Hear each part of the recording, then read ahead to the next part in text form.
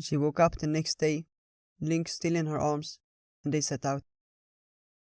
She didn't know where they were, nor where Old Bear was, but she walked through the forest in the direction that they had come from the day before.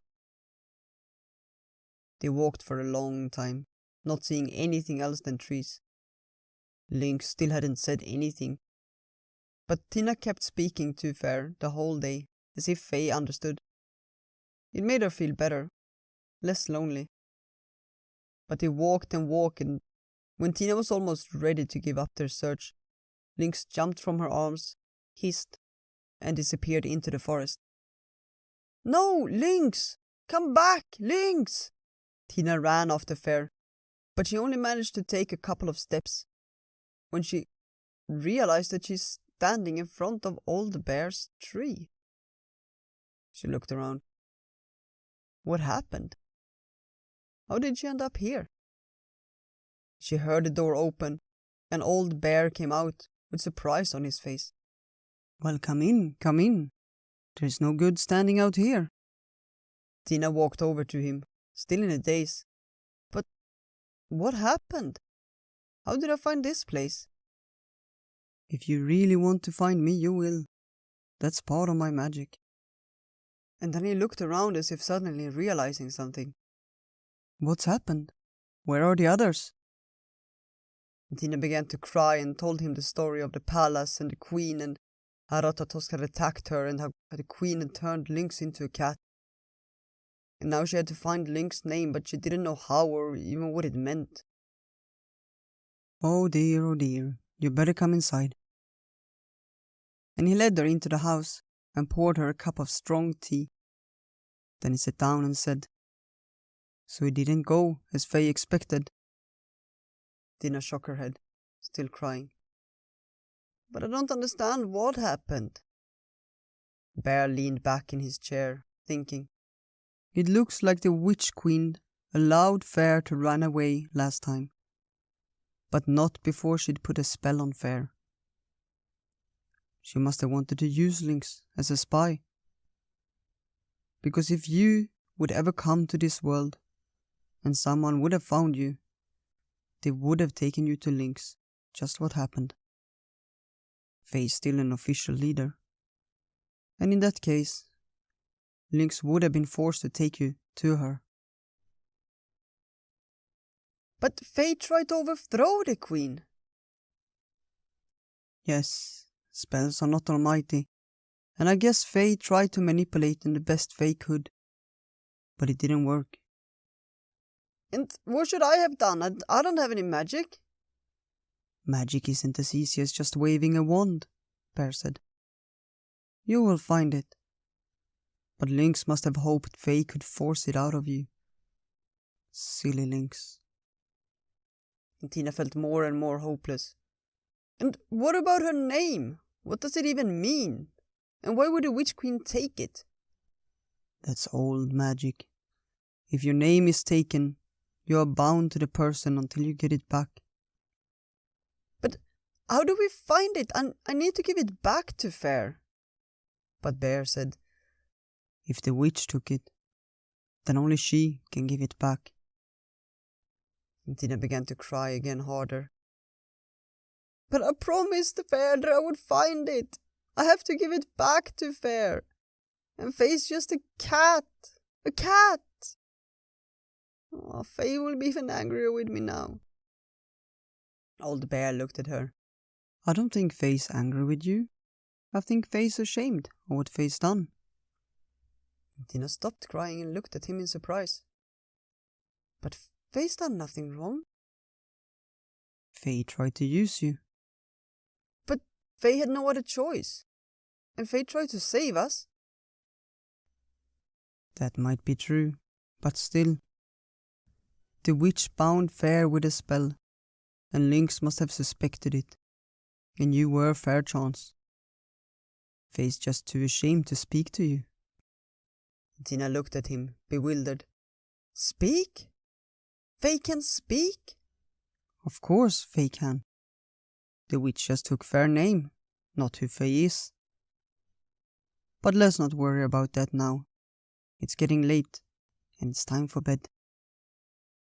Maybe tomorrow we'll have some ideas about what to do. There must be something we can do that will give Fair back her name. And Tina went to bed, and as she lay there, she heard something scratching on the window. She went to open it, and Lynx the cat was standing there. Faye jumped onto the bed and said, "It's cold." Tina ran to Fair on the bed. "You speak! I was afraid that you had turned into a normal cat." She hugged Fair, but Lynx just said, "You're strangling me." Tina looked at Fair. "I'm not angry with you, Lynx. Can we be friends again?" Lynx looked up at her, and Fair cat face was one of surprise. "You're not angry with me? After everything I've done, you still want to be my friend?" "Yes, I'm not angry with you. And I failed you too, but it doesn't matter. Now we have each other again, and that's what's important. I'm gonna find a way, for you and for everyone. I'll save you. I meant everything I said to you." Lynx cuddled up against Tina, and soon they fell asleep. The next morning they woke up and went to the kitchen together, and old bear served them breakfast.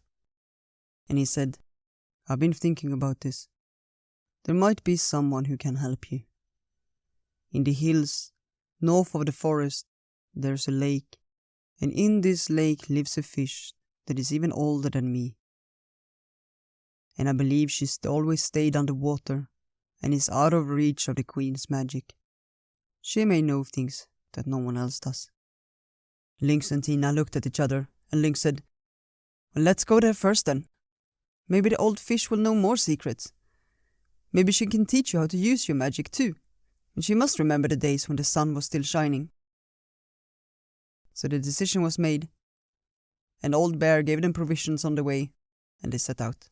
And they walked for many days, until one morning they saw a lake in the distance. When they came to the shore, though, they looked out over it and realized it was an enormous lake. "How do we find a fish here?" Tina asked. "Shall I swim?" She turned to Lynx, but before she was around, she heard Fair hissing, and from the surrounding bushes, wolves emerged. "It won't be necessary to swim," the leader of the wolves said. "The queen knew you would come here. Where else would you come for secrets no one else knows about? It was so obvious." He shook his head. "Just a little girl, that's what you are." Lynx hissed at them, but the wolf turned to Fair with a patronizing smile. "And you? Did you plan to run and abandon your other friend too?" He turned to the wolf pack. "Let's go. The queen is waiting." And they didn't have any other choice than to follow. So with Lynx in her arms, Tina walked with the wolves back to the palace. But it was a long way, and Tina knew it would take them many days to reach it. She hugged Lynx and whispered, "It will be okay. We will find a way." They walked the whole day, and when the night came, they stopped to rest.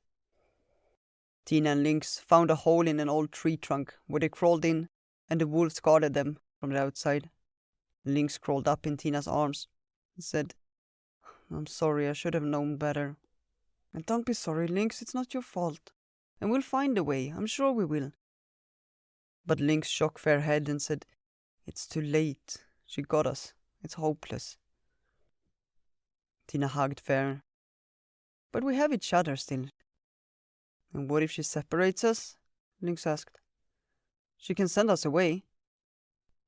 "But I will still love you," Tina said. "I only wish I could give you a name. I would name you Leah." And with that, Lynx cuddled up against her, and they soon fell asleep. And Tina was woken up by someone shaking her arm. She opened her eyes and saw that it was almost dawn, and Lynx, in fair human form, crouched next to her with a big smile.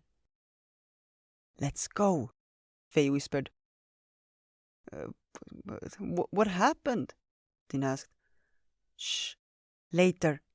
Let's go." But the wolves. Let's have fun with the wolves. They crawled out from the tree, and Lea Lynx turned to the sleeping wolves and cried out, "Fleabags! Come here!" The wolves woke up and walked towards them, looking at them in shock. "The Queen of Summer is back," Lea Lynx announced. "You're free to run, or to follow us to your queen to watch her fall." The wolves looked at each other, terrified because they'd never imagined the day would come when the queen would fall. And they ran. Some of them back to the queen. Some of them back to the forest, happy they didn't need to serve any longer. And Tina looked at Lea Lynx. "But what happened?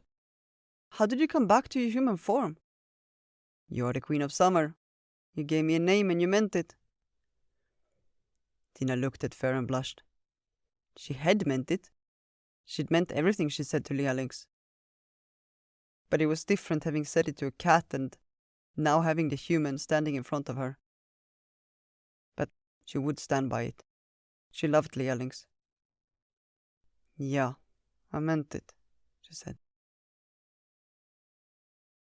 They took each other's hands and walked back to the palace.